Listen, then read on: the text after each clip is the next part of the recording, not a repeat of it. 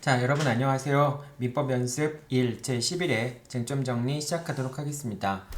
이번 주는 여러분들과 전세권과 유치권에 대해서 살펴보도록 하겠습니다. 특히 전세권 같은 경우에는 송영권 책에는 내용들이 별로 나와 있지 않죠. 이제 그렇지만은 전세권에 관련된 사례 문제도 종종 출제가 되고요. 선택형 문제에서도 전세권에 관한 문제들은 꾸준히 출제가 됩니다. 여러분들이 전세권을 잘 안 보게 되는 경우가 있는데 이제 경우가 많은데 전세권 부분도 잘 살펴봐야 됩니다. 그리고 전세권에 관련된 내용, 특히 이제 전세권 저당권 같은 거와 관련해서도 상당히 어려운 내용들이 많아요. 그래서 여러분들이 그 상계와 관련해서도 그 어려운 내용들을 잘 쟁점을 정리해 두어야 됩니다. 자, 그럼 하나씩 내용들 살펴보도록 하겠습니다. 전세권이라고 하는 건 채권적 전세와 물권적 전세가 있죠. 이 채권적 전세라고 하는 거는 당연히 임차권이 되겠죠. 임대차가 되겠죠. 그 다음에 물권적 전세 같은 경우는 전세권을 얘기를 하는 거겠죠. 전세권을 말하는 겁니다. 자, 채권적 전세와 물권적 전세가 있는데 양자의 차이점들이 있습니다. 예를 들면은 전세권 같은 경우에는 물권이기 때문에 당사자가 자유롭게 양도할 수 있죠. 근데 이제 임차권 같은 경우에는 임대인의 동의가 필요하고요. 그 다음에 물권적 전세 같은 경우에는 전세권자가 목적물의 현상을 유지해야 될 의무나 통상의 관리에 속하는 수선 의무를 해야 될 그런 의무를 부담을 합니다. 즉 전세권자는 물건에 대해서 권리를 갖고 있는 자이기 때문에 그 물건에 대해서 전체적으로 그 유지 관리해야 되는 그런 의무를 부담을 하죠. 반면에 임대차 같은 경우에는 원칙적으로 임차인이 목적물을 수익할 수 있는 상태로 만들어줘야 될 의무를 임대인이 부담하죠. 다만, 그러니까 아주 사소한 정도의 관리 의무는 임차인한테 이제 귀속이 되지만은 원칙적으로 목적물을 수익할 수 있는 상태로 만들어줘야 될 적극적인 의무를 부담하죠. 반면에 전세권 같은 경우에는 전세권자가 목적물의 현상 유지 의무와 통상의 관리에 속하는 수선 의무를 부담을 하게 됩니다. 자, 그러다 보니까 전세권자는 전세권 설정자에게 필요비 상환 청구권을 행사를 할 수 없게 되죠. 네. 자, 그래서 이런 내용들이고요. 그 다음에 이제 전세권 같은 경우에는 법정 갱신이 이루어지게 됩니다. 이 법정 갱신 같은 경우에는 당사자가 갱신 거절의 의사표시 없이 그냥 경고하게 되면은 법정 갱신이 되는데, 이 법정 갱신 같은 경우에는 등기가 없더라도 법정 갱신이 됩니다. 따라서 이제 임대차 계약상의 그 존속 기간이 등기부에 기재가 돼 있다 할지라도 그 등기부 기간을 경과했다 할지라도 그 전세권이 갱신됐는지 여부가 등기부상 드러나 있지 않죠. 따라서 기간이 만료됐다고 해서 바로 전세권이 소멸했다라고 생각할 수는 없는 거죠. 다만 이제 법정 갱신된 경우에는 존속 기간을 정하지 않은 전세권으로 간주가 됩니다. 자, 그다음 이제 전세 목적물의 양도인데요. 전세 목적물의 양도가 되면은 전세권 설정자의 지위가 이전이 됩니다. 그래서 새로운 소유자가 전세권 설정자의 지위를 이전받게 됩니다. 그리고 전 소유자, 그러니까 전세권 설정자의 지위가 이전되기 때문에 전 소유자에게 전세금 반환 청구권을 행사할 수 없습니다. 그러니까 새로운 건물의 소유자에 대해서만 전세금 반환 채권을 행사할 수 있습니다. 자, 그 다음에 전세금 반환 채권의 양도, 전세금 반환 채권. 이 전세금이라고 하는 것은 전세권의 본질적인 요소이죠. 따라서 전세금이 없으면 전세권이 성립할 수 없습니다. 이 전세금 반환 채권을 양도하는 것, 이제 이 양도에 관련된 문제들이 종종 나오는데, 전세권이 존속하는 기간 중에는 전세권과 그 다음에 전세금 반환 채권, 이 두 가지를 분리해서 양도할 수 없습니다. 즉 전세권이 존속하는 동안에는 전세금 반환 채권만을 분리해서 양도하는 것이 불가능하죠. 그 얘기는 전세권이 존속하는 동안에는 전세금 반환 채권에 대해서만 채권에 강제 집행하는 것도 불가능하다라고 하는 말과 같은 말입니다. 자, 따라서 이 전세권이 존속하는 중에 전세금 반환 채권을 양도하는 것은 이거는 무효가 됩니다. 그런데 전세권이 존속하는 기간 중이라고 하더라도 전세권의 소멸을 조건으로 해서 전세금 반환 채권을 양도하는 것은 가능합니다. 전세권이 소멸하는 경우에 발생할 장래의 전세금 반환 채권, 조건적으로 발생할 수 있는 장래의 전세금 반환 채권을 양도하는 것은 가능합니다. 자, 그 다음에 이제 전세권이 존속하는 기간 중에는 전세금 반환 채권을 양도할 수 없지만 전세권이 소멸한 후에는 전세금 반환 채권을 양도하는 것이 가능합니다. 그러니까 이제 전세금과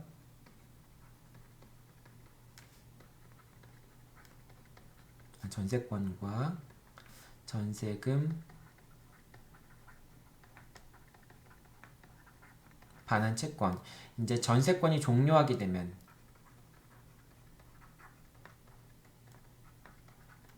은 이 전세금 반환 채권은 담보 물건으로서의 전세권이라고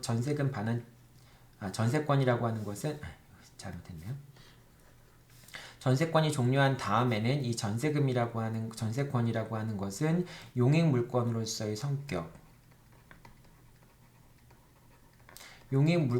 성격은 없지만은 이 전세권은 담보 물건으로서의 성격은 갖게 되죠. 이 두 가지가 이제 두 가지 권리가 갖게 되는데 됩니다.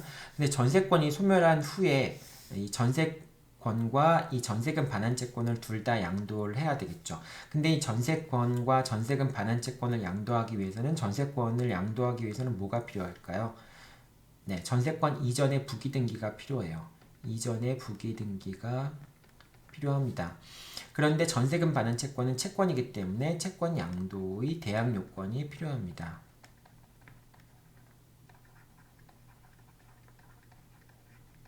채권 양도의 대항 요건이라고 하는 것은 채무자에 대한 통지나 승낙을 얘기하는 것이죠. 제3자에 대해서 대항하기 위해서는 제3자에 대해서 채권 양도를 대항하기 위해서는 또 이제 확정일자 있는 증서에 의해서 통지나 승낙이 있어야 되는 것이죠. 자, 그런 요건을 둘 다 갖춰줘야 된다라고 하는 겁니다. 그 이전의 부기등기의 요건과 그 다음에 채권 양도의 대항 요건, 이 두 가지 대항 요건은 모두 다 이제 별도로 갖춰줘야 됩니다. 즉 이전에 부기등기가 있었다고 해서 채권 양도가 된 거라고 볼 수도 없는 거고요. 그 다음에 채권 양도가 있다고 해서 당연히 전세권이 넘어가는 건 아니라고 얘기를 합니다. 자, 여기서 이제 하나씩 보도록 하죠. 채권 양도의 대항 요건을 갖추어야 된다라고 지금 설명을 했고요.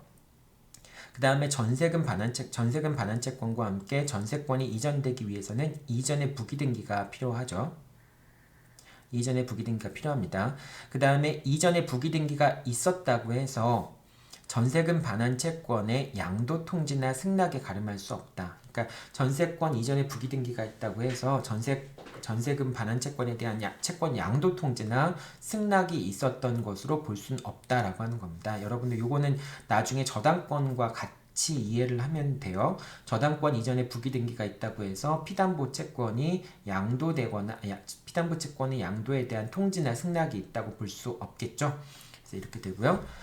그 다음에 전세권이 소멸한 다음에는 전세권과 분리해서 전세금 반환 채권만을 양도할 수도 있습니다.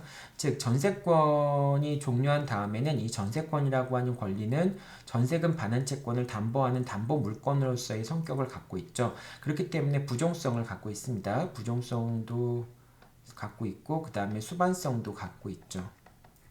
그래서 원칙적으로 당사자 사이에 별도의 약정이 없으면은 전세금 반환 채권을 양도하기로 했다면은 당연히 전세권도 이전되는 게 원칙이죠. 그런데 그렇다고 하더라도 당사자가 전세권을 남겨두고, 즉 담보 물건을 남겨두고 전세금 반환 채권만을 양도하는 것도 허용이 되지 않는 거, 금지되는 건 아니죠. 그래서 전세금 반환 채권만을 양도할 수 있게 되고요. 그러면 이제 부종성에 따라서 전세권은 담보하는 피담보 채권이 사라지게 되는 거잖아요. 그러니까 전세권은 소멸을 하게 됩니다. 이 내용도 여러분들 잘 기억해 두세요.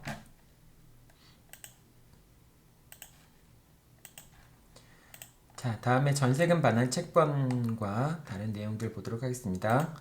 자, 전세금 반환 채권 같은 경우에는 이제 전세금 반환 채권의 양도에 대해서는 미리 살펴봤었고요. 전세금 반환 채권 같은 경우에는 임대차 보증금 반환 채권과 달리 전세권자의 모든 채무를 담보하지는 않습니다. 그래서 전세권 설정자의 전세권자에 대한 손해배상 채권만을 담보를 한다라고 하는 점. 손해배상 채권만을 담보한다라고 하는 점도 기억해 둬야 되겠죠. 그 다음에 요 전세권이 소멸했을 경우에는 이 전세권이라고 하는 것은 전세금 반환 채권을 담보하는 거잖아요. 그런데 전세금의 반환과 그다음에 전세금의 반환과 목적물의 반환 및 등기의 말소, 전세권 등기의 말소는 동시행 관계입니다. 저당권 같은 경우에는 저당권의 경우에는 이 저당권의 말소 등기와 피담보 채권의 변제,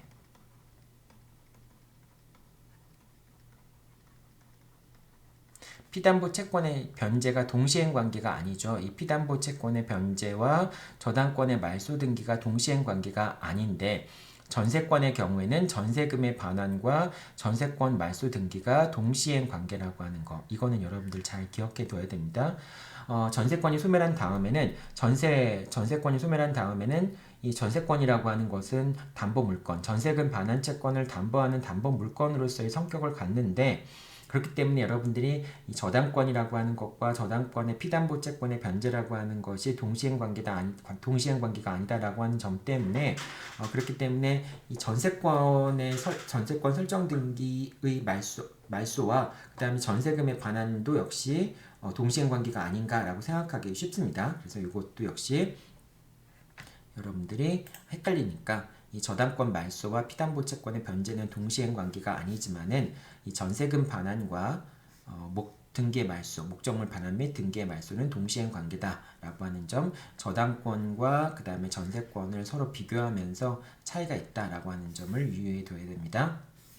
그 다음에 소멸 청구와 소멸 통고인데요. 소멸 청구는 전세권자가 성질이나 약정에서 정해진 용법으로 사용 수익하지 않는 경우에 소멸 청구를 할 수 있고요. 그 다음에 양도, 담보 제공, 전전세, 임대 금지 특약에 위반한 경우에도 역시 소멸 청구를 할 수 있게 됩니다. 이 소멸 청구가 있었을 경우에 등기가 있어야지만 전세권이 소멸하는지 여부에 대해서도 견해의 다툼이 있죠. 그리고 소멸 통고 같은 경우에는 기간의 약정이 없는 경우에 소멸 통고를 하게 되는데요. 이 경우에도 이제 소멸 통고를 하면은 이제 6개월 뒤에 이제 그 전세권이 소멸을 하게 되는데 이 경우에도 등기가 필요한지 이제 그런 여부에 대해서 다툼이. 자, 그 다음에 일부 전세의 경우입니다. 일부 전세의 경우 이제 그 건물의 부동산의 일부에 대해서 전세권을 설정할 수 있는데요. 자, 그런 경우에 그 일부 전세의 경우에는 그 비록 일부분에 대해서 전세권이 설정돼 있지만은 매각 대금 전부에 대해서 이제 부동산의 매각 대금 전부에 대해서 우선 변제를 받을 수가 있습니다. 그러니까 이제 그 전세권이 설정되어 있는 부분에 비례해서 그 부분의 매각 대금에 대해서만 우선 변제를 받을 수 있는 것이 아니라 전체 건물의 매각 대금에서 우선 변제를 받을 수 있는 거죠.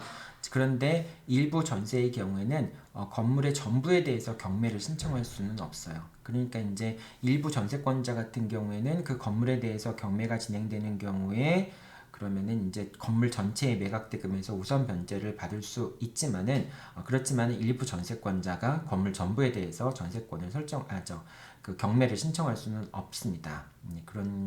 그렇게 되고요. 그 다음에 이제 전세권 저당권에 대해서 살펴볼게요.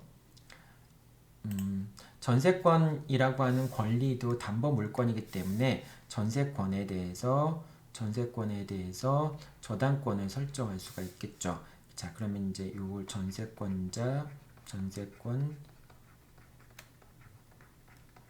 설정자를 갑이라고 얘기하고요. 그 다음에 전세권자를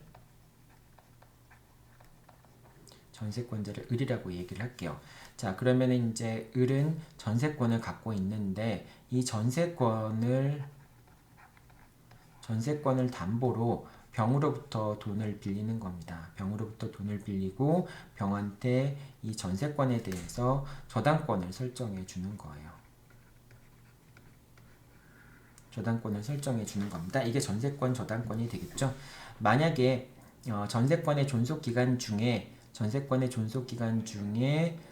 전세권 저당권자에게 의리 채무를 변제하지 않으면은 전세권 저당권자는 전세권을 경매에 넘길 수 있겠죠.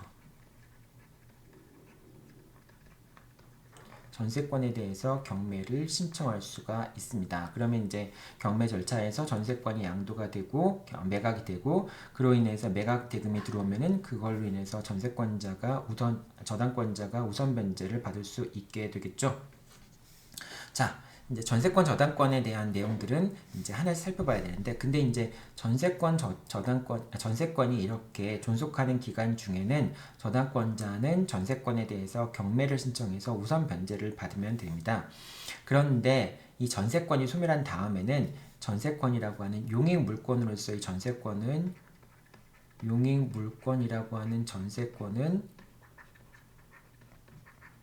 소멸하게 되죠. 그리고 오직 담보 물권으로서의 전세권만 남게 됩니다. 그렇기 때문에 담보 물권으로서의 전세권 자체를 경매에 넘길 수는 없어요. 그래서 일단은 그 전세권이 소멸하게 되면 전세권 저당권자는 어떻게 자신의 이제 그 자신의 채권을 실현하느냐라고 하는 게 문제인데, 일단 전세권은 소멸했기 때문에 전세권을 통해서 우선 변제 받는 것 자체는, 그러니까 전세권을 매각한다든지 이런 방식으로 우선 변제를 받을 수는 없어요.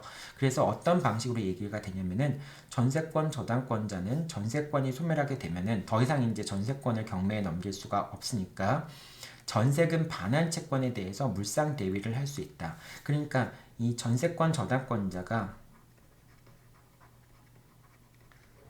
전세권 저당권을 갖고 있는데, 그런데 이 전세권이 소멸하게 되면, 즉 용익물권으로 전세권이 소멸하게 되면은 더 이상 이제 전세권 저당권은 없어지게 되겠죠. 그 대신 이 전세금 반환 채권에 대해서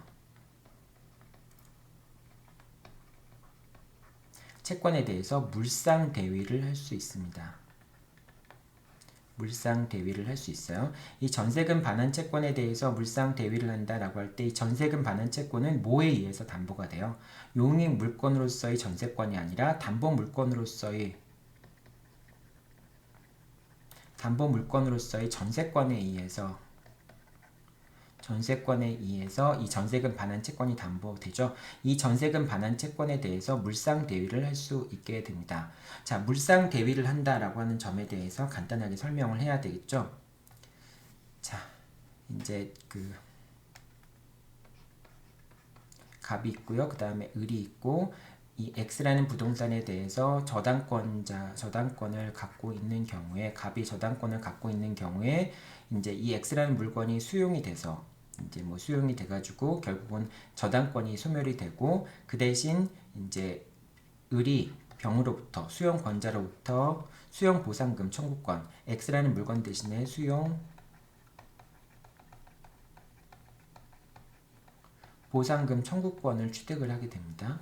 이 수용 보상금 청구권을 취득을 했을 경우에 결국은 갑은 X에 대한 저당권을 상실을 하지만은 이 수용 보상금 청구권이 있기 때문에 갑은 이 수용 보상금 청구권에 대해서 물상 대위를 할 수 있게 돼요.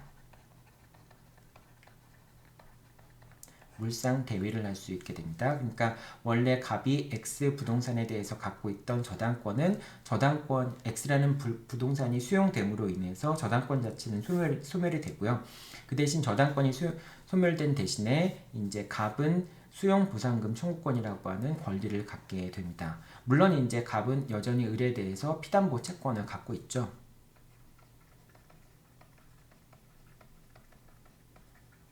피담보 채권을 갖고 있지만은 그 피담보 채권을 담보하기 위한 저당권이 소멸하지만, 그 저당권이 소멸한 대신에 이 수용 보상금 청구권에 대해서 물상 대위를 할 수 있습니다.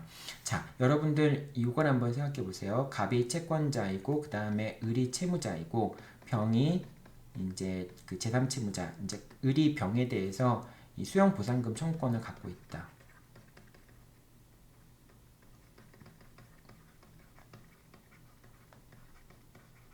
수용 보상금 청구권을 갖고 있다라고 했을 때, 여러분 갑이 을에 대해서 채권을 갖고 있는 갑이 할 수 있는 방법은 뭐가 있을까요? 이 수용 보상금 채권에 대해서 갑이 할 수 있는 방법은 이 수용 보상금 채권을 강제 집행하는 방법이 있겠죠. 채권을 강제 집행하는 방법에는 첫 번째, 압류 및 추심 명령을 신청하는 방법도 있고요. 그 다음에 압류 및 전부 명령을 신청하는 방법도 있겠죠. 그 다음에 이제 배당금이 공탁이 됐을 경우에는 거기에 대해서 배당을 하는 방법으로 이 채권의 만족을 얻는 방법들을 생각해낼 수 있겠죠. 자, 그런데 이 갑이 을이 갖고 있는 병에 대해서 갖고 있는 수용 보상금 채권을 강제 집행하기 위해서는, 즉 압류 및 추심 명령을 받거나 압류 및 전부 명령을 받거나 배당을 하기 위해서는 뭐가 필요합니까? 이런 경우엔 다 강제 집행 절차이기 때문에 뭐가 필요하죠? 네, 집행 권한이 필요해요.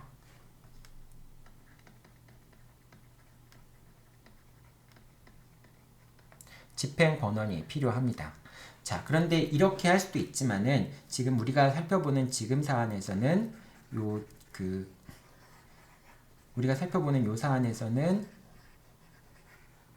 지금 전세권 저당권자가 물상 대위를 하는 거죠. 물상 대위를 하는 경우에는 채권을 강제 집행하는 것처럼, 그러니까 별도의 집행 권한이 필요 없죠. 왜냐하면 갑은 을이 갖고 있는 병에 대해서 갖고 있는 수용 보상금 청구권에 대해서 이제 물상 대위를 하는, 즉 담보권의 기초로 해서 이거를 채권을 물상 대위하는 자이기 때문에 이 갑이라고 하는 채권자는 물상 대위를 함에 있어서 별도의 집행 권한은 필요 없고요. 그 다음에 물상 대위의 방법은 보통의 채권의 강제 집행 절차와 동일하게 진행하면 돼요. 채권의 강제 집행 절차와 동일합니다. 그러니까 어떻게 하면 되겠어요? 갑이라는 채권자는 이 수용 보상금 채권에 대해서 압류 및 추심 명령을 받을 수도 있고요. 두 번째는 이 수용 보상금 채권에 대해서 압류 및 전부 명령을 받을 수도 있습니다. 그 다음에 배당이 이루어질 수도 있겠죠. 자, 이렇게 될 수도 있는데, 그런데 이 갑이 일반 채권자의 지위에서 을이 병에 대해서 갖고 있는 수용 보상금 청구권이라고 하는 채권을 압류하거나 추심 명령을 받거나 압류 전부 명령을 받거나 배당 요구를 하는 방식으로 만족을 얻는 경우와, 그러니까 일반 채권자의 지위에서 수용 보상금 채권을 강제 집행하는 경우와, 그 다음에 이 전세권 저당권자의 입장에서 물상 대위를 하는 경우와 차이점이라고 한다면 크게 두 가지 차이점이 있겠죠. 첫 번째 차이점은 집행 권한이 필요 없다라고 하는 거. 갑은 전세권 저당권자라고 하는 담보권자의 기초에서 물상 대위를 하는 자이기 때문에 그 물상 대위자의 입장에서 채권의 강제 집행 절차를 하는 사람이기 때문에 집행 권한이 별도로 필요 없다라고 하는 점이죠. 두 번째 차이점은 뭡니까? 두 번째 차이점은 갑은 전세권 저당권자라는 지위에서 물상 대위를 하는 것이기 때문에 담보권자죠. 담보권자이기 때문에 어떤 걸 갖고 있습니까? 우선 변제권을 갖고 있습니다. 우선 변제를 받을 수가 있어요. 자, 이렇게 된다라고 하는 점, 요거 여러분들 잘 기억. 자, 물상 대위에 대해서 설명을 했는데요. 이제 전세권, 그러니까 물상 대위에 관해서 간단히 살펴봤죠. 이제 전세권에 관련돼서 이제 물상 대위에 대해 살펴보도록 하겠습니다. 자, 전세권 저당권자는 전세권이 소멸하면 전세금 반환 채권에 대해서 물상 대위를 할 수 있다라고 하는 것이죠. 이걸 이제 같이 한번 보죠. 갑이라는 사람이 전세권 설정자이고요. 전세권 설정자가 되고요. 을이라는 사람이 전세권자가 됩니다. 그리고 이제 병이라는 사람이 전세권 저당권자가 됩니다. 전세권 저당권자. 아까랑 이제 갑을 병간의 관계는 좀 달라지는 거 여러분들 유의해 주세요. 이제 을은 전세권자로서 전세권 설정자에 대해서 전세금 반환 채권을 갖게 되죠.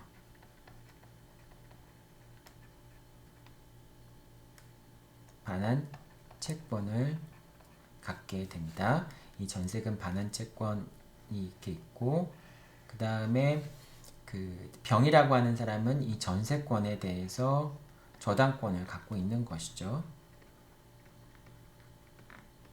그런데 이 전세권이 존속하는 중에는 아까도 얘기했지만 전세권을 경매에 넘겨서 그래서 전세권의 매각 대금으로부터 병이라고 하는 전세권 저당권자가 우선 변제를 받을 수도 있겠죠. 그런데 전세권이 종료를 하게 되면은 더 이상 이제 병은 전세권 자체를 경매에 넘길 수가 없게 되겠죠. 전세권 자체가 용익 물권으로서의 전세권이 소멸하기 때문에 그렇습니다.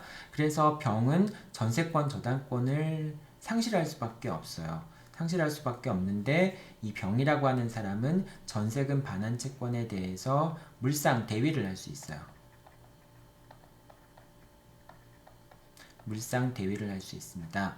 물상 대위를 할 수 있기 때문에 아까 물상 대위하는 방법에는 어떤 방법이 있다라고 여러분들한테 얘기를 했죠. 첫 번째, 압류 및 추심 명령을 신청을 하거나, 두 번째, 압류 및 전부 명령을 신청하거나, 세 번째는 그 공탁이 되면은 그걸 배당하는 방식으로 해서 채권의 만족을 얻는 방법이 있잖아요. 자, 그런데 이제 이렇게 병이 이제 물상 대위를 해서 이제 전세금 반환 채권에 대해서 물상 대위를 해서 채권의 만족을 얻겠죠.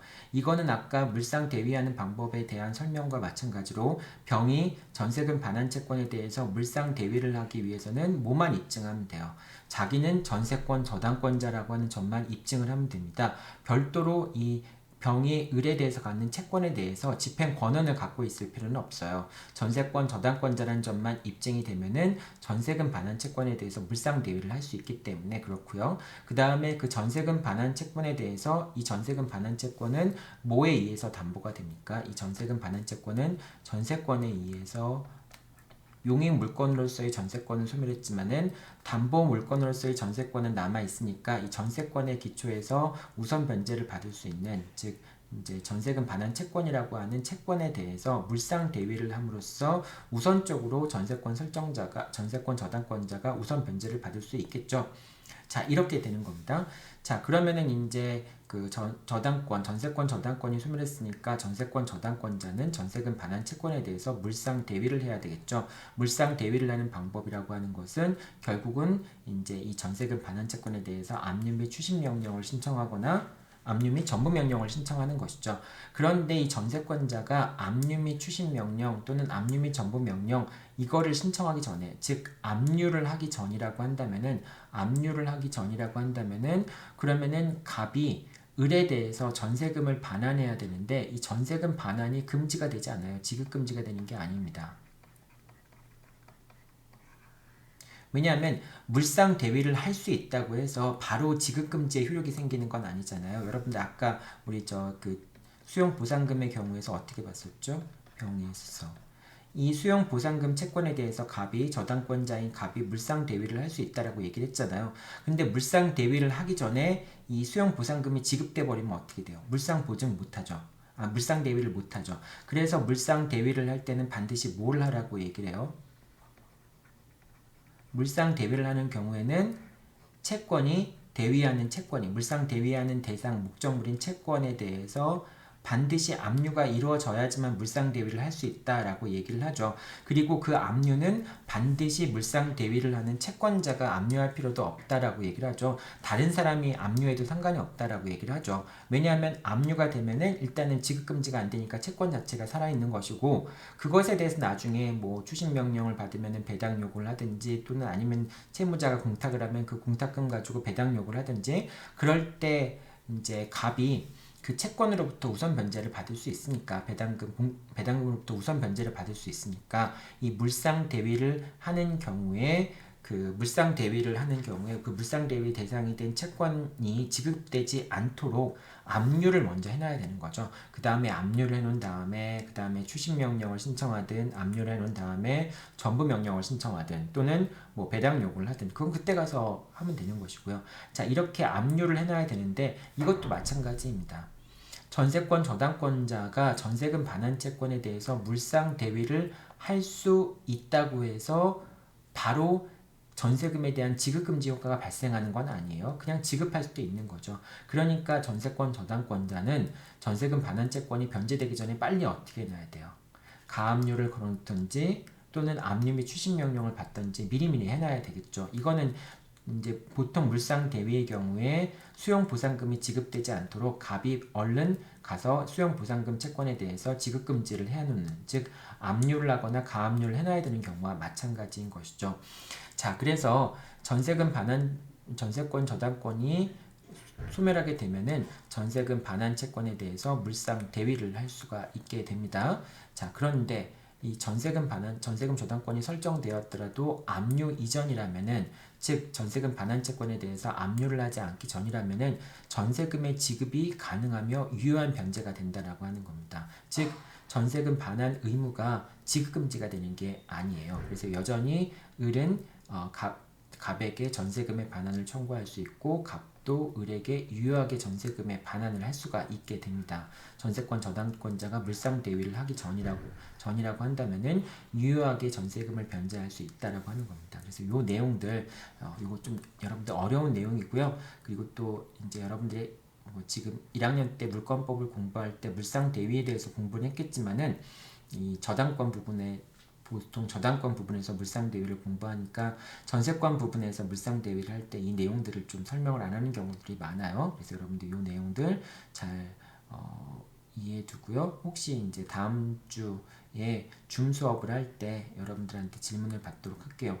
참고로 내가 별도로 공지하긴 하겠지만 다음 주 줌 수업은 화요일 날 좀 어려울 것 같아요. 내가 화요일 날 서울 출장이 있어가지고 화요일 날은 어려울 것 같고, 다음 주 수요일 날 저녁 8시에 줌 수업은 진행하도록 할게요. 자, 전세권 저당권의 경우에는 이렇고요. 그 다음에 그 전세권 저당권의 경우에 물상 대위에 의해서 전세권 저당권자가 추신금이나 전부금을 청구하는 경우, 즉 아까도 얘기했지만 물상 대위를 한다라고 하는 것은 전세권 저당권자가 어떻게 하는 거예요? 전세권 저당권자가 전세금 반환 채권에 대해서 압류 및 추신 명령을 받거나, 압류 및 전부 명령을 받거나 이렇게 한다라고 하는 걸 얘기하는 거죠. 뭐 배당이 이루어질 수도 있고요. 자, 이렇게 압류 및 추신 명령, 압류 및 전부 명령을 해서 전부금이나 추신금을 청구하는 겁니다. 결과적으로는 이제 이렇게 되겠죠. 이제 병이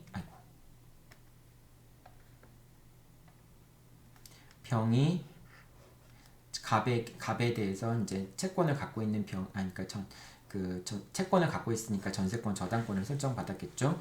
그 병이 이제 전세금 반환 채권에 대해서 이 자기의 을에 대한 채권을 이제 강제 집행하기 위해서 전세금 반환 채권에 대해서 압류 및 추신 명령을 받은 경우에 이제 직접 병이 갑을 상대로 해서 추신금이나 전부금을 청구를 하게 되겠죠. 자, 그랬을 때 이제 갑이 전세금 반환 채무를 부담하고 있지만은, 또 한편으로는 갑이 을에 대해서 채권을 갖고 있는 경우도 생각해 볼 수 있겠죠. 갑이 을에 대해서 채권을 갖고 있는 경우도 생각해 볼 수 있겠죠. 자, 그럼 이 채권과 전세금 반환 채권, 즉 이제 갑의 입장에서는 이 채권은 자동 채권이고요. 전세금 반환 채무는 채무가 되겠죠. 그러니까 수동 채권이 되겠죠. 자, 이 수동 채권, 전세금 반환 채권과 갑이 을에 대해서 갖고 있는 채권, 이걸 이제 편의상 대여금 채권이라고 생각해 봅시다. 대여금 채권이라고 한번 생각해 볼게요. 즉 이제 갑이 을한테 돈을 빌려준 적이 있다라고 하는 것이죠. 대여금 채권을 상계할 수 있는가라는 문제가 생기게 되죠. 자, 그래서 갑이 을에 대해서 이제 대여금 채권 같은 걸 갖고 있었을 때 그 대여금 채권과 전세금 반환 채권을 상계할 수 있느냐, 이 문제가 발생을 하는데, 이거는 어떤 거랑 비슷한 문제예요. 이제 을의 채권자가 전세금 반환 채권에 대해서 압류 및 추신 명령, 강제 집행에 기초해서 압류 및 추신 명령을 받았을 때, 그럴 때 갑이 을에 대해서 갖고 있는 채권, 대여금 채권으로 상계할 수 있는가 여부와 같은 문제인 것이죠. 만약에 병이 이제 을의 일반 채권자의 지위에서 이 전세금 반환 채권에 대해서 압류 및 추신 명령을 했다라고 한다면은, 그런 경우라면은 언제 갑이 상계양변을 할 수 있어요? 언제 갑이 상계양변을 할 수 있냐? 즉 이제 병이 일반 채권자의 지위에서 일반 채권자의 지위에서 전세금 반환 채권에 대해서 압류 및 추심 명령이나 압류 및 전부 명령을 받았을 때 갑이 언제 을에 대한 채권을 갖고 있었던 경우에 어떤 요건을 갖춰야지만 상기양변을 할 수 있느냐, 두 가지 요건을 갖춰야 되는 거죠. 첫 번째, 이 대여금 채권이라고 하는 것이 대여금 채권이 언제 발생해야 돼요? 압류 이전에 발생해야 되죠.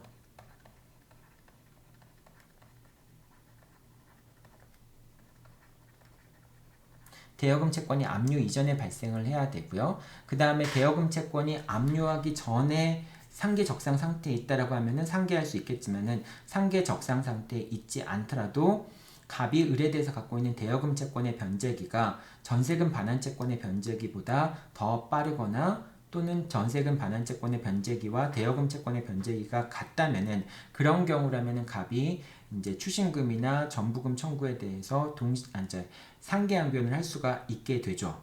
이제 그건 여러분들이 이해가 됐나요? 그러니까 병이 일반 채권자의 지위에서 전세금 반환 채권에 대해서 압류 및 추심 명령을 받았을 때 지급 금지된 채권에 대해서 상계양변을 할 수 있느냐라는 문제가 됐을 때는 지급 금지 이전에, 즉 압류 이전에 채권을 취득했었고 그 채권의 변제기가 이제 압류, 지급 금지된 채권의 변제기보다 더 빠르거나 그 변제기가 동일했을 경우에 상계할 수 있다라고 하는 게 여러분들 상계 분야에서 나오는 얘기잖아요. 지급금지된 채권의 상계 문제에서 나오는 얘기잖아요. 자, 근데 지금 이게 원론적인 걸 설명을 했는데 지금은 어떤 걸 설명을 하는 거냐면은 병이 일반 채권자의 지위가 아니라 전세권 저당권자의 지위에서, 즉 물상 대위를 하는 자의 지위에서 압류 및 추심 명령이나 압류 및 전부 명령을 받아서 그래서 병이 갑에게 이제 물상 대위를 하는 저당권자의 입장에서 그런 입장에서 병이 갑에게 추심금이나 전부금, 이제 물상 대위를 행사하는 전세금 반환 채권에 해당하는 추심금이나 전부금을 청구했을 경우에 그럴 때 갑이 이제 그 을에 대해서 갖고 있는 대여금 채권으로 상계양변을 할 수 있겠는가라는 문제입니다. 자, 이거는 어떤 거랑 두 가지 요건이 갖춰지면 되는데요. 저당권 설정 이전에 자동채권이 발생한다. 즉 갑이 을에 대해서 갖고 있는 대여금 채권이 전세권 저당권이 설정되기 전에 발생한 채권이어야 돼요. 그 다음 두 번째는 자동채권의 변제기가, 즉 대여금 채권의 변제기가 전세금 반환 채권의 변제기와 동일하거나 더 빨라야 돼요. 자, 그러니까 병이 일반 채권자의 지위에서 을에 대해서 갖고 있는 이제 대여금 채권으로 갑이 상계양변을 할 수 있는 경우, 또는 병이 물상 대위를 하는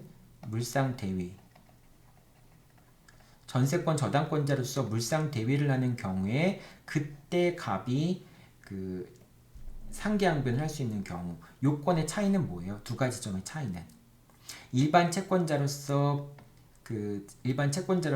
추심금을 청구할 때, 전부금을 청구할 때는 압류 이전에 대여금 채권이 발생하면 되는 거죠. 근데 물상 대위를 하는 자로서 추심금이나 전부금을 청구하는 경우에는 전세권 저당권이 설정되기 전에 대여금 채권이 발생하면 되는 거죠. 요 점에서 차이가 있는 거죠. 어느 시점 전에 자동채권이 발생한다. 이 자동채권이 지금 우리가 얘기하는 갑에 대해서 을에 대해서 갖고 있는 대여금 채권을 얘기하는 거죠.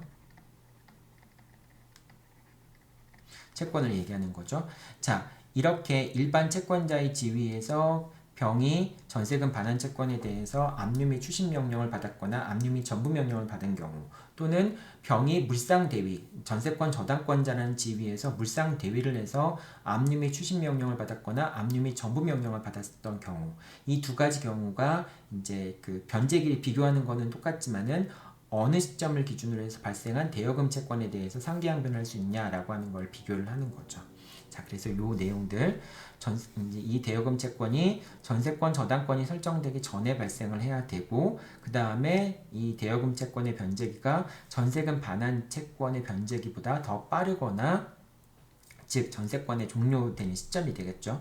전세권의 종료 시점보다 더 빠르거나, 또는 전세금 반환 채권의 변제기와 대여금 반환 채권의 변제기가 동일한 경우, 그런 경우에 이제 그 상기양변을 할 수 있다라고 하는 겁니다. 요 내용들 여러분들 상당히 어렵죠. 이게 이제 물상 대위에 대해서 여러분들이 정확히 이해하고 있지 못하면은 그럼 요 전세권 저당권에 관련된 내용들도 이해하기가 쉽지 않을 겁니다. 그래서 혹시 여러분들이 공부할 때 지금은 이제 뭐 어떤 특정한 분야만 공부하는 게 아니라 여러분들이 민법 전반을 앞뒤를 거쳐서 앞뒤를 이제 연결시키면서 여러분들이 공부를 해야 되는 단계이기 때문에 지금 전세권 저당권 제도에 대해서 잘 이해가 안 되는 학생들은 질권 부분의 물상대위나 또는 저당권 부분의 물상대위 부분을 살펴보고 거기 나와 있는 내용을 바탕으로 해서 다시 전세권 저당권을 이해해보면 좋겠습니다.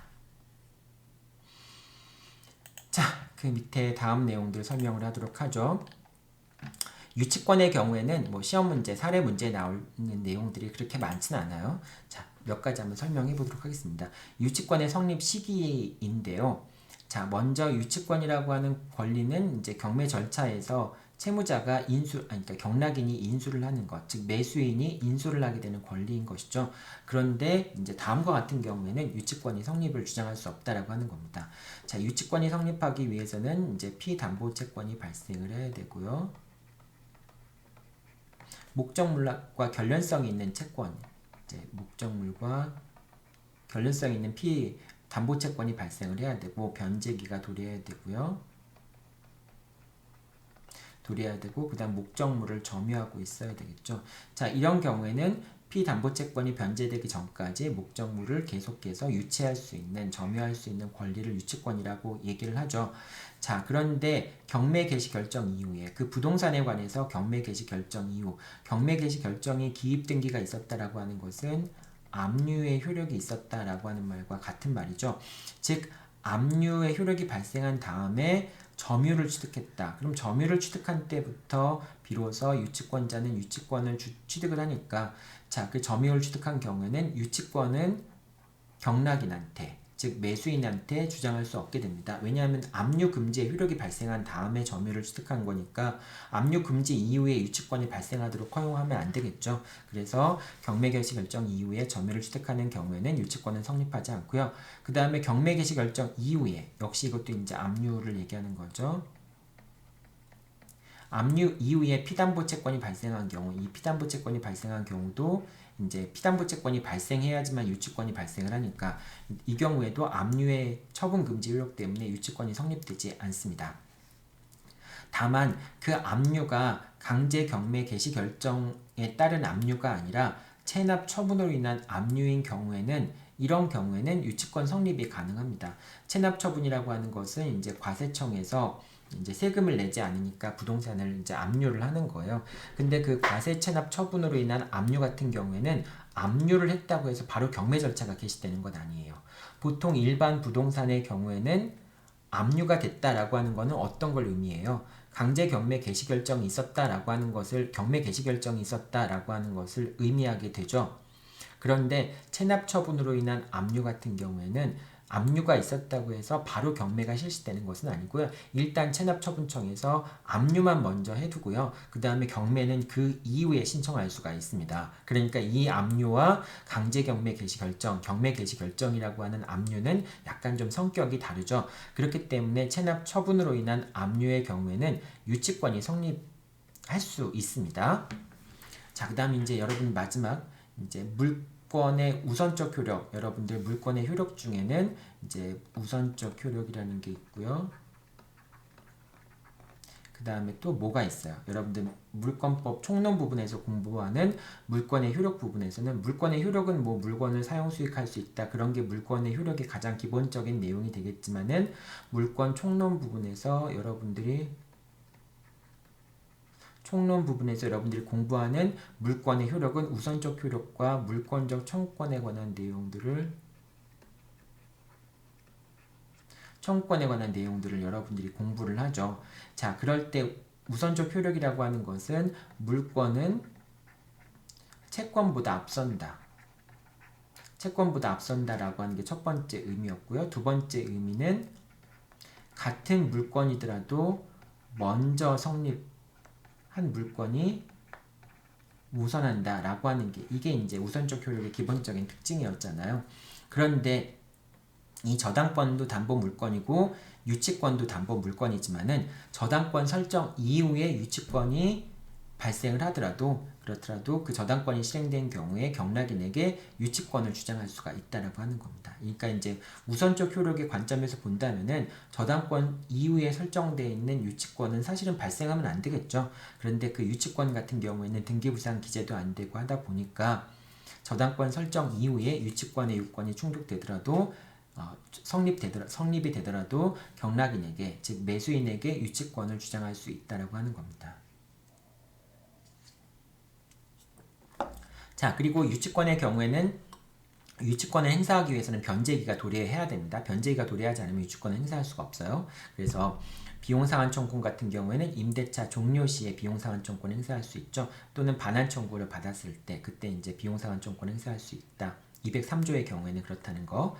그러니까 임대차 같은 경우에는 임대차 종료 시에 비용상환 청구권이 변제기에 도래하고 그 다음에 203조의 경우에는 즉 점유자 회복자의 관계에서는 소유자가 그러니까 소유자 회복자라는 사람이 주로 소유자가 되겠죠. 소유자가 반환 청구를 하거나 반환 청구를 반환한 때 그때 이제 비용상환 청구권이 발생한다. 변제기에 도래한다. 이것도 여러분들 빠뜨리기 쉬운 쟁점이니까 기억해 둬야 되고요. 그다음 도급 계약의 경우에는 특약이 없다면 일의 완성 시에 이제 그 보수 채권이 발생한다라고 하는 것이죠. 그래서 도급 계약이 그 특약이 없다면은 일의 완성 시점, 뭐 예를 들면 건물 건축 도급 계약 같은 경우에는 건물이 완성된 시점에 공사 도급 채권이 발생을 하겠죠. 공사비 채권이 발생을 하겠죠. 그래서 그 발생하는 시점에 유치권이 이제 성립을 하게 되는 거죠. 그래서 아까 이제 1번하고 2번을 여러분들 같이 기억을 해둬야 돼요.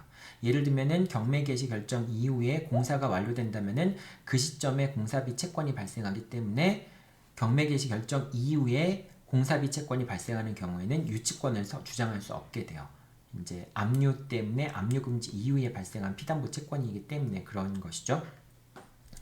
자, 그 다음에 이제 유치권 항변의 효과를 하면은 유치권 항변은 상환 이행 판결을 하게 됩니다. 요거는 이제 그림을 한번 그려보죠. 이제 갑이 그렇고 을이 유치권자, 이제 갑이 X에 대한 소유자이고요. 그 다음에 을이 이제 점유자입니다. 근데 점유자 을이 갑에 대해서 채권을 갖고 있는데 그 채권이라고 하는 게 X라는 부동산과 X라는 물건과 관련성 있는 채권이에요. 그래서 을이 유치권을 주장할 수 있습니다. 예를 들면은 을이 이제 갑에 대해서 비용 상환 청구권, 뭐 유익비 상환 청구권을 갖는다.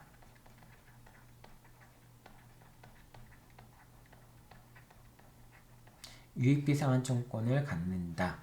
이제 이 유익비 상환 청구권이라고 하는 것은 X 목적물과 관련성 있는 채권이라고 얘기할 수 있겠죠. 그래서 이 유익비 상환 청구권을 담보하기 위해서 점유자인 을이 유치권을 행사를 하는 경우를 얘기하는 겁니다. 유치권을 행사하는 경우가 있어요. 자, 그랬을 때 이 유치권 이제 갑이 을한테 이제 점유하고 있으니까 갑이 을에게 반환 청구를 했을 경우에 을은 유치권의 항변을 할 수 있고요. 자, 을이 유치권의 항변을 했을 경우에 법원은 상환 이행 판결을 내려야 되겠죠. 뭐 예를 들면 유익비 상환 청구권이 1억이라고 하면은 유익비를 상환 청구할 수 있는 그 유익비가 1억이라고 한다면은 갑은 을에게 1억 원을 지급함과 동시에 을은 갑에게 X를 반환하라. 이런 식의 상환 이행 판결이 내려지게 되겠죠. 자, 그런데 만약에 이제 갑이 병이라는 사람에게 X라는 부동산의 소유권을 이전했을 때, 이제 새로운 소유자가 됐을 때, 이 병이 새로운 소유자가 된 이유가 이제 뭐 X라는 물건을 매수한 사람일 수도 있겠지만은 또는 경매 절차에서 X라는 부동산을 넘겨받은 사람이 될 수도 있겠죠. 자, 이렇게 새로운 소유자가 을한테 이제 목적물의 반환을 청구할 때 그때 을은 유치권의 항변을 할 수 있죠. 유치권은 물건이기 때문에 을은 병에 대해서도 유치권의 항변을 할 수 있죠. 그럼 이제 법원에서는 어떻게 상환 이행 판결을 내리게 되냐? 을은 갑으로부터 이제 1억을 지급받은과 동시에 병에게 X 부동산을 양도하라. 이런 식으로 상환 이행 판결이 나오게 되겠죠. 좀 더 구체적으로 본다면은 을은 소액 뭐 갑으로부터 1억을 지급받은과 동시에 이제 원고인 병에게 X 물건을 반환하라. 뭐 이런 식의 결과적으로 결론이 나오게 되는 것이 되겠죠. 자, 이렇게 됐고요. 그 다음에 이제 마지막에 4번 문제도 많이 나오는 문제인데요. 경락인의 유치권자에 대한 채권으로 피담보 채권을 상계할 수 없다. 자, 이 경우에 만약에 병이 을에 대해서 이제 그 채권을, 대여금 채권을 갖고 있어요. 을이 병에 대해서 대여금 채권을 갖고 있습니다. 이제 그러면 이제 을은 갑에 대해서 유익비 상환 청구권이라고 하는 채권을 갖고 있는 것이 되겠죠. 자, 만약에 갑이 을에 대해서 대여금 채권을 갖고 있다. 갑이 이제 을에 대해서 대여금 채권을 갖고 있다라고 한다면은 갑은 그 대여금 채권과 을이 자기에 대해서 갖고 있는 유익비 상환 청구권이라는 채권을 서로 상계해 버릴 수가 있겠죠. 그런데 마침 병이 을한테 대여금 채권을 갖고 있어요. 자, 그러면 이제 병이 을에게 X 부동산의 반환을 청구를 했는데 그때 을이 이제 유치권에 항변을 했을 때, 그럴 때 병이 을에 대해서 갖고 있는 이 대여금 채권과 을이 갑에 대해서 갖고 있는 유익비 상환 청구권이라고 하는 채권을 상계할 수 있겠느냐? 만약 상계가 된다면은 그러면은 이제 유익비 상환 청구권도 사라지고 대여금 채권도 사라지면서 병은 을로부터 X를 돌려받을 수가 있겠죠. 자, 그런데 이 경우에 상계가 안 된다라고 얘기를 합니다. 왜 안 될까요? 지금 상계가 되기 위해서는 채권 채무가 동일인한테 귀속이 돼야 되죠. 그런데 을은 갑에게 채권을 갖고 있는 거고 병은 을에게 채권을 갖고 있는 거죠.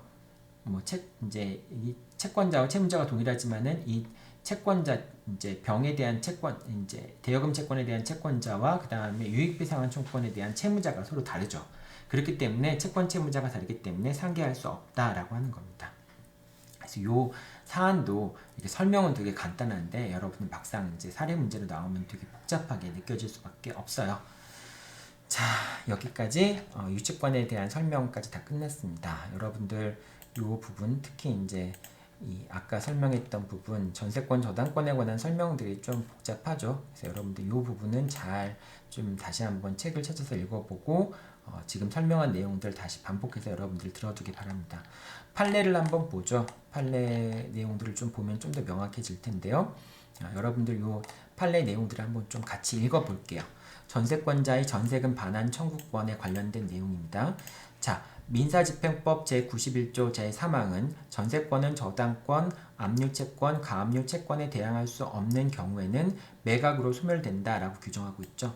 그러니까 이렇게 전세권자가 뭐 먼저 저당권이 설정돼 있거나 먼저 압류가 돼 있거나 가압류돼 있는 경우에는 매각으로 전세권이 소멸할 수밖에 없죠. 같은 조 제4항은 제3항의 경우 외에 전세권은 매수인이 인수한다. 즉 먼저 성립돼 있던 전세권이나 저당권이나 그런 게 있지 않은 이상은 전세권이 설정됐을 경우에 전세권자는 그냥 가만히 있으면은 전세 목적물의 매수인이 전세권을 인수하게 되는 것이죠. 그러니까 이제 새로 경락인 자체, 즉 매수인이 이제 새로운 전세권 설정자가 되는 것이죠. 다만 전세권자가 배당 요구를 하면 매각으로 소멸된다. 다만 전세권자는 우선권이 있는 경우에 먼저 설정된 전세권자 같은 경우에는 가만히 있으면은 그 전세권을 매수인이, 즉 경매 절차의 경락인이 인수하게 되는데, 그런데 그런 그 우선권이 있는 전세권자라도 배당 요구에 들어갈 수 있겠죠. 그러면 이제 매각으로 배당 요구를 받고 배당을 받고 매각으로 소멸하는 그런 선택을 할 수도 있습니다. 우린 이거는 그 임대차 계약의 경우와 마찬가지죠. 우선권이 있는 임차권 같은 경우에는 어떻게 할 수 있어요? 우선권이 있는 임차인 같은 경우에는 이제 저당권보다 먼저 설정된 그런 임차인 같은 경우 두 가지 선택이 있죠. 그냥 가만히 있으면은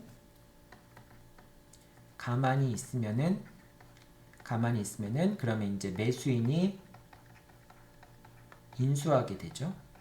이제 여기 매수인이라고 하는 건 이제 지금은 매수인이라는 표현을 쓰는데 옛날에 이제 경락인이라고 하는 사람, 경락인이 인수하게 되죠.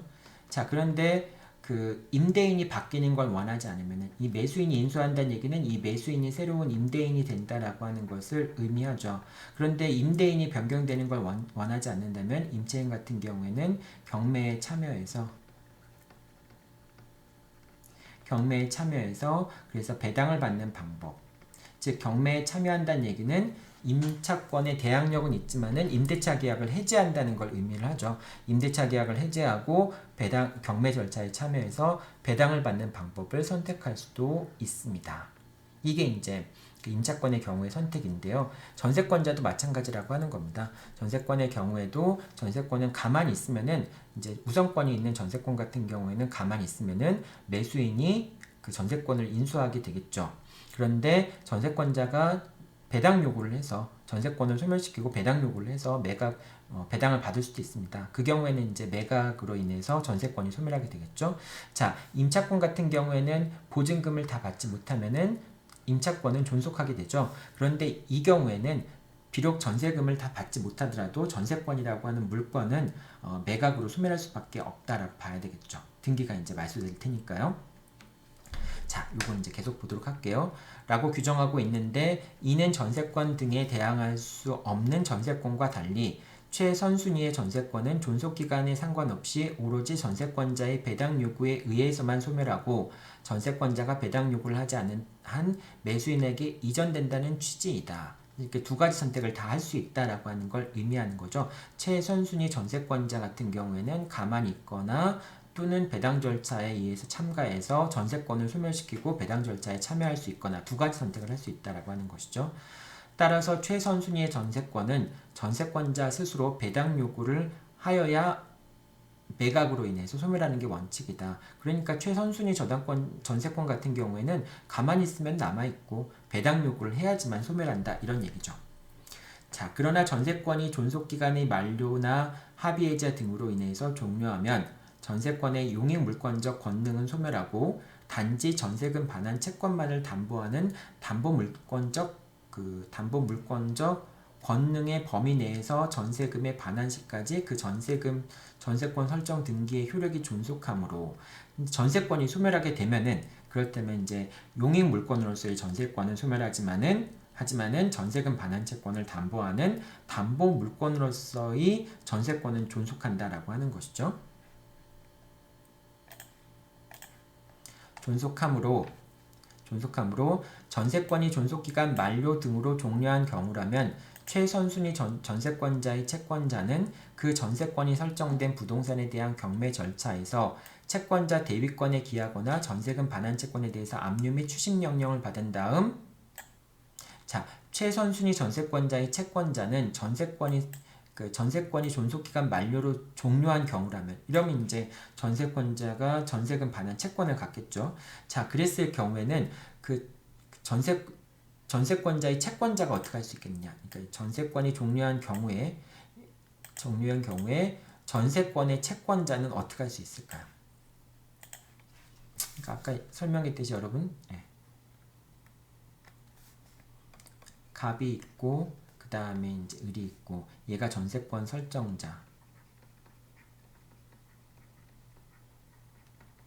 설정자이고요. 얘가 을이 전세권자. 근데 전세권자인 병은 전세권의 채권자, 일반 채권자를 얘기하는 거죠. 아까 이제 전세권 저당권자 같은 자는 아니에요. 전세권의 채권자가 있다면은 그러면은 병이 할 수 있는 방법은 뭐예요? 을이 갑에 대해서 갖고 있는 전세금 반환 채권.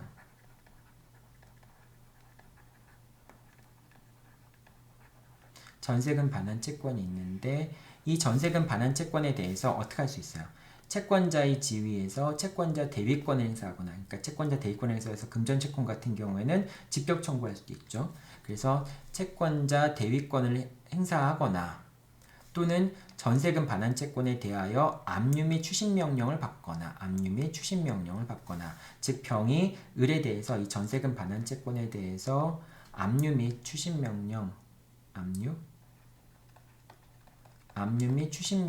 받거나 압류 및 전부 명령을 받거나 이런 방법에 의해서 그 추심 권한에 기해서 자기 이름으로 전세권에 대해서 배당 요구를 할 수 있다.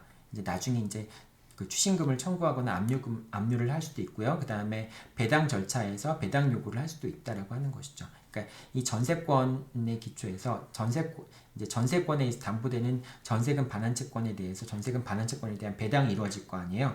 이 전세권이 이제 저당권 같은 역할을 하니까 거기서 압류 및 추심 명령을 받는 사람이 배당 요구를 하는 방법으로 배당을 받을 수 있다라고 하는 거죠.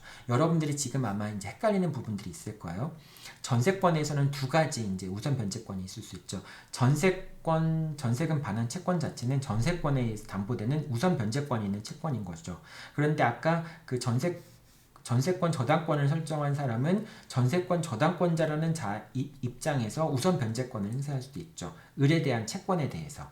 그런데 병이라고 하는 채권, 일반 채권자 같은 경우에는 압류 및 추심 명령, 압류 및 전부 명령을 받더라도 그 추심금에 대해서 뭐 우선 변제권이 있거나 그런 건 아니죠. 다만 그 추심을 하거나 전부 명령을 받은 그 채권 자체는 전세권에 의해서 우선 변제권이 확보되어 있는 채권이다라고 하는 점. 그걸 두 가지를 구분해서 여러분들이 이해를 해야 되겠죠.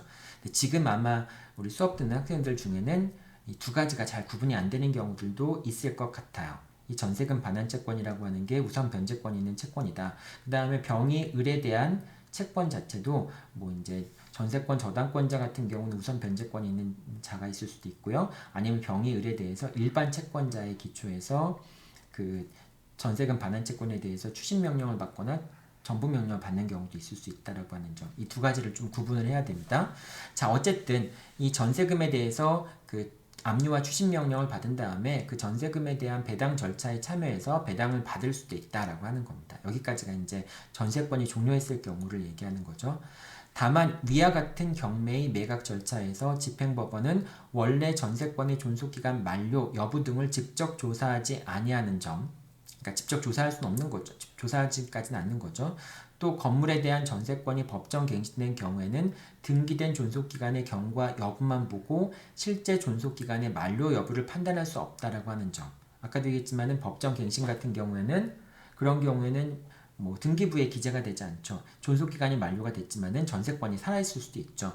자, 이런 점들을 고려하고 또 그리고 민사집행규칙 48조 제2항은 배당 요구서에는 배당 요구의 자격을 소명하는 서면을 붙여야 한다고 규정하고 있는 점 등에 비추어 보면 최선순위 전세권자의 채권자가 위와 같은 채권자 대위권이나 추심 권한에 기초하여 전세권에 대한 배당 요구를 함에 있어서는 채권자 대위권의 행사 요건을 갖추었다거나 전세금 반환 채권에 대한 압류 및 추심 명령을 받았다는 점과 아울러 그 전세권의 존속기간의 만료 등으로 전세권이 종료하였다는 점에 관한 소명자료를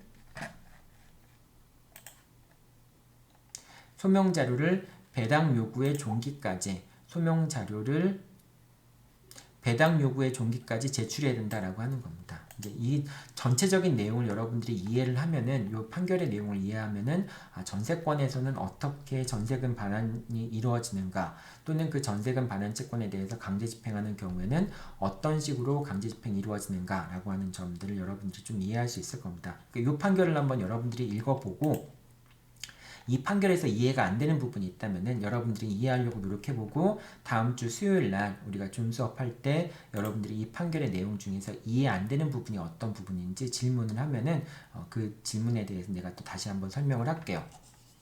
자, 그 다음에 두 번째 판결인데요. 두 번째 판결은 전세권 저당권자의 물상 대위에 관한 판결입니다. 여러분들 이 판결도 한번 같이 한번 읽어볼게요.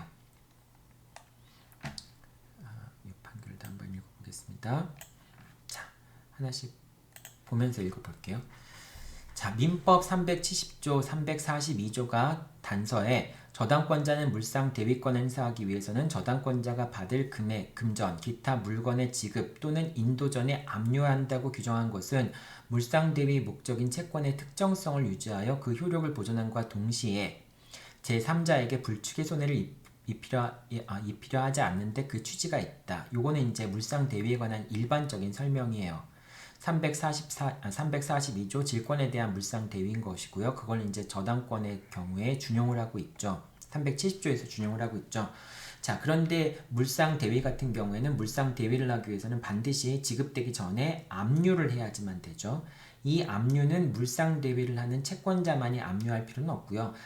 그 물상 대위를 하는 채권자 이외의 제3자가 압류하더라도 상관이 없죠. 그래서 압류해야 된다라고 돼 있는데 규정한 것은 물상 대위 목적인 채권의 특정성을 유지해서 뭐 이렇게 돼서 그런 거에 따라서 압류하도록 하고 있다라고 하는 겁니다. 그러니까 물상 대위를 행사하는 채권자가 이제 물상 대위를 행사하기 위해서는 압류를 해야 된다. 뭐 다른 사람이 압류해도 상관없다는 거죠. 자, 그래야 되는데 따라서 저당 목적물의 변형물인 금전, 기타 물건에 대하여 이미 제3자가 압류하여 그 금전 또는 물건이 특정된 이상은 그러니까 제3자가 압류해도 상관이 없다라고 하는 것이죠.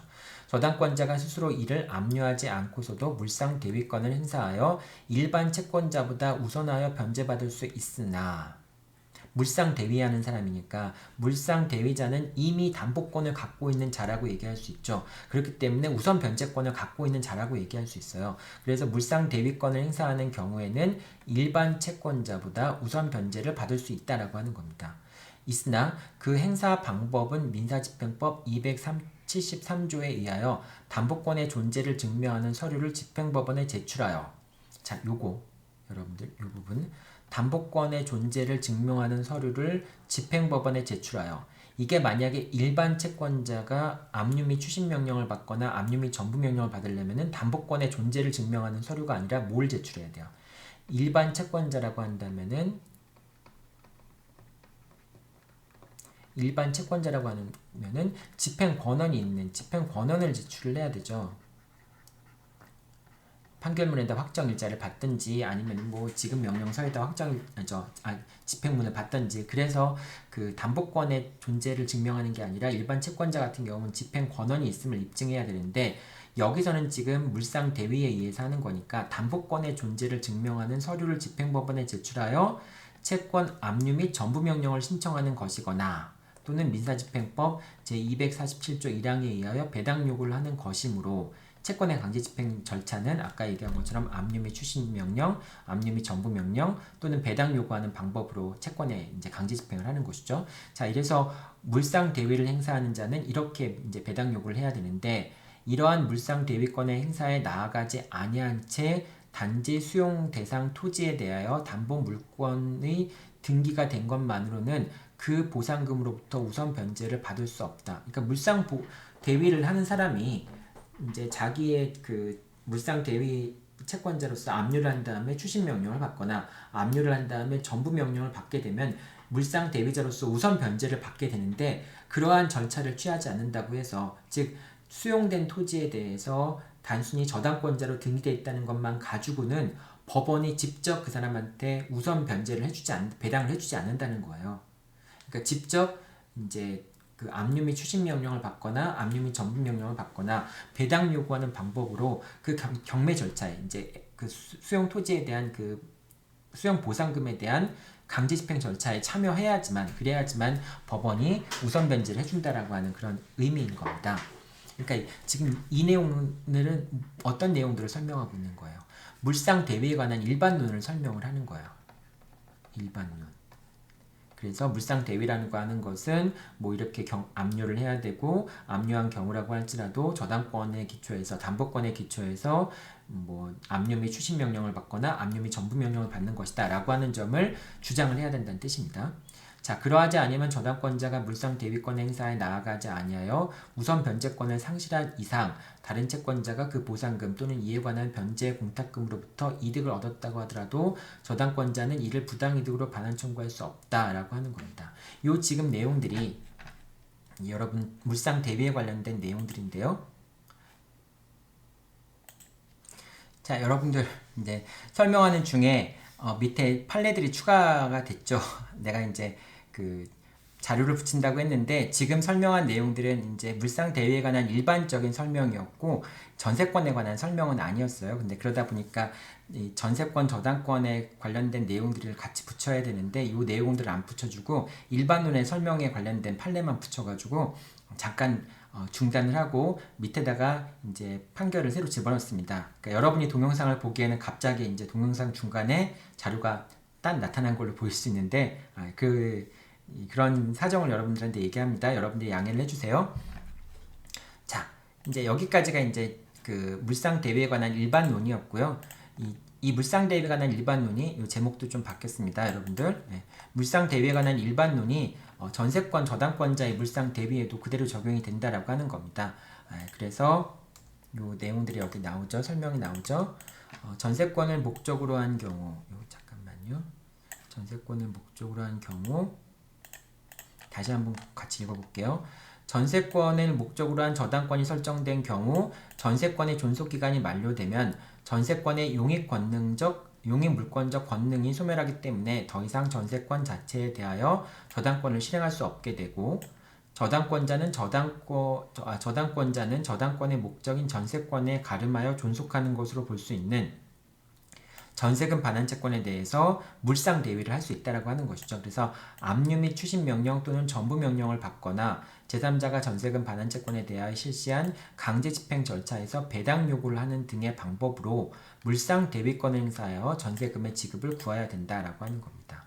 이제 이게 그 전세권 저당권자가 물상 대위를 행사하는 방법에 대한 내용인 것이죠. 자, 그런데 이렇게 하기 위해서는 반드시 아까 설명했던 것처럼 뭐 해야 돼요? 먼저 압류 및 압류를 먼저 해야 되는 거죠. 지급되지 못하도록 막아놔야 되는 거죠. 자, 그 다음에 그 밑에 내용들도 한번 같이 볼게요. 전세권 저당권자가 위와 같은 방법으로 전세금 반환채권에 대해서 물상 대위권을 행사한 경우 종전 저당권의 효력은 물상 대위의 목적이 된 전세금 반환채권에 존속하여 저당권자가 그 전세금 반환채권으로부터 다른 일반 채권자들보다 우선 변제를 받을 권리가 있으므로 설령 전세금 반환채권이 압류된 때에 전세권 설정자가 전세금 반환채권에 대하여 반대채권을 가지고 그 반대채권과 전세금 반환채권이 상계 적상 상태에 있다 하더라도 그러한 사정만으로는 반드시 상계할 수 있는 건 아니다 라고 하는 겁니다. 즉 물상 대위를 행사해서 우선 변제권을 행사할 수 있다고 권리가 있을 때 받을 권리가 있기 때문에 그냥 무조건 이게 상계를 할 수 있다라고 하는 건 아니라고 하는 걸 얘기하는 거예요. 그래서 아까 설명한 게 뭐였죠? 전세권 저당권이 설정되기 전에 전세권 설정자가 전세권자에 대해서 이제 그 갑이 아까 전세권 설정자가 되고요. 을이 전세권자가 됐을 때 이 대여금을 취득한 것이 이 전세금 반환채권에 대해서 이제 병이라는 사람이 이 전세금 반환채권에 대해서 저당권을 설정하기 전에 대여금 채권을 취득했고, 그 다음에 이 대여금 채권의 변제기가 이제 이 전세금 반환채권의 변제기보다 더 빠른 경우에 아니면 더 같은 경우에 그런 경우만 상계할 수 있다라고 얘기를 했잖아요. 그래서 여기서 언제나 상계할 수 있는 건 아니고 그 사정만으로 상계할 수 있는 건 아니고요. 그러나 전세금 반환채권은 전세권이 성립하였을 때부터 이미 그 발생이 예정되어 있다고 볼 수 있으므로 전세권 저당권이 설정된 때 이미 전세권 설정자가 전세권자에 대해서 반대채권을 갖고 있고, 아까 우리가 설명한 건 뭐였어요? 아까 우리가 설명한 것은 이 반대채권이라고 하는 것이 이제 반대채권이라고 하는 것이 반대채권이 아니라 아까 우리가 사안에 설명했을 때 대여금 채권이라고 얘기를 했죠. 대여금 채권을 가지고 있고 그 대여금 채권의 변제기가 장래 발생할 전세금 반환 채권의 변제기와 동시에 또는 그보다 먼저 도래하는 경우와 같이 전세권 설정자에게 합리적인 기대 내지 이익을 인정할 수 있는 경우에는 특별한 사정이 없는 한 전세권 설정자는 그 반대 채권으로서 반대 채권을 자동 채권으로 하여 전세금 반환 채권과 상계할 수 있다라고 하는 겁니다. 여기서는 이제 물상 대위를 할 수 있다라고 하는 얘기가 나오고, 다만 그 전세권 저당권자가 전세금 반환 채권에 대해서 물상 대위를 할 수 있기 때문에 전세권 저당권자와 그 다음에 전세권 설정자의 이해관계를 누군가가 더 앞서는지에 대한 걸 판단해야 될 텐데, 그때 이제 채권을 압류하는 것과 마찬가지로 이제 그 반대 채권, 이제 자동 채권이라고 하는 것을 전세권 저당권이 설정되기 전에 그 대여금 채권이라고 하는 반대 채권을 취득했고, 그 대여금 채권의 변제기가 전세금 반환 채권의 변제기와 같거나 더 빠른 경우에만 상계할 수 있다라고 하는 걸 얘기하는 것이죠. 자, 여기까지 여러분들 판결을 조금 하나하나씩 꼼꼼히 읽어봤는데, 여러분들이 이제 이 내용들이 좀 어려우니까 좀 일부러 좀 판결을 하나씩 꼼꼼히 읽어봤어요. 여러분들 요 내용들 한번 반복해서 읽어보고요. 그리고 혹시 그래도 이해 안 되는 점이 있다면은 다음 주 줌 수업 때 여러분들이 질문을 주면 될 것 같습니다. 자, 오늘 뭐 내용이 좀 길었는데요. 여러분들 수고했고요. 다음 주 수요일 날 8시 줌 모임에서 만나도록 하겠습니다. 네, 여러분들 수고했습니다.